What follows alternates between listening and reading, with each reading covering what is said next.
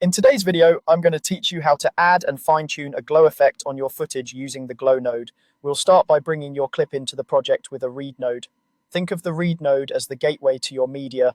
It points to your footage on disk and makes it available in your node graph. Select your file, confirm it loads correctly, and view it so you have a clean baseline to compare against once the effect is in place.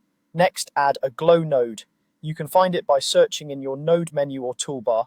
The glow node is designed to create that soft, luminous bloom around brighter areas, and it's flexible enough to be subtle or stylized depending on how you dial it in.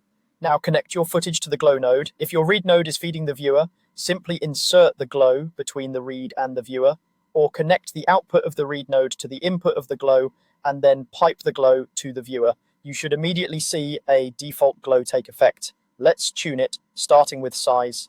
Size controls how far the glow spreads out from the source pixels. Smaller values hug highlights closely for a crisp halo, while larger values push the glow farther out for a dreamy, diffuse look. As you adjust, keep an eye on edges and bright speculars. The goal is a pleasing fall-off that enhances the image without washing it out.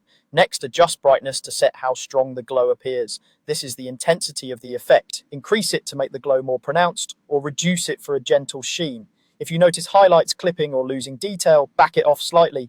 Often, a modest brightness paired with a well-chosen size looks more polished. Use tolerance to decide which pixels contribute to the glow. In simple terms, tolerance acts like a threshold. Higher tolerance values typically restrict the effect to only the brightest areas, such as highlights, neon signs, or reflections.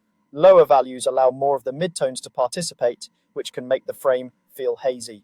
For a natural result, set the tolerance so the glow is driven by the brightest parts, and avoid pulling in skin tones or shadows unless you're going for a stylistic bloom.